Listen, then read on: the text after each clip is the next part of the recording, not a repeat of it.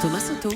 Le monde s'effondre sous les crampons de Franz Beckenbauer, ex-idole du foot allemand et dont on a appris qu'il aurait touché 5,5 millions pour organiser le mondial 2006 en Allemagne. Bonjour Danny Cohn-Bendit. Bonjour Thomas. Alors le problème c'est qu'il avait juré, Beckenbauer, la main sur le cœur, qu'il avait fait ça bénévolement, mais du bénévolat à 5,5 millions, forcément ça fait tâche.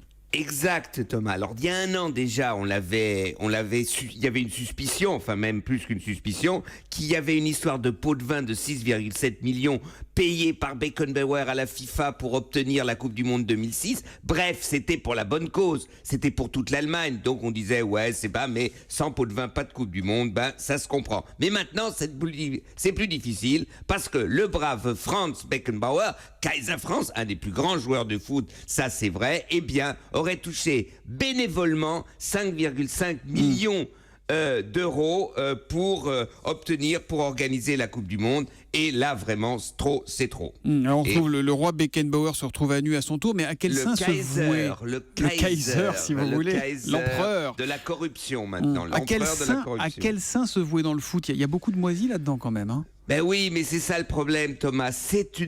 Vous savez, le football, maintenant, c'est une machine à sous incroyable.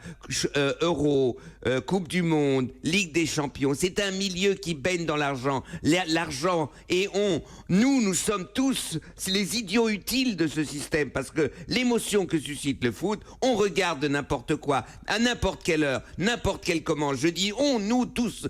Et bien là, cela veut dire que la machine à sous fonctionne. Les médias payent des sommes incroyables, la concurrence des médias pour être dans le bain de la Coupe du Monde, de l'Euro, de la Ligue des Champions. Et tout ça fait que c'est un milieu détestable, complètement entaché par l'argent. Peut-être que le nouveau président de l'UEFA qui vient d'être élu, le Slovène Alexander Čeferin, changera un peu tout ça. Merci Danny Cohn-Bendit, l'humeur de Danny qui revient lundi, 8h moins 10. À 8h moins 10 Thomas. Ciao, lundi Danny.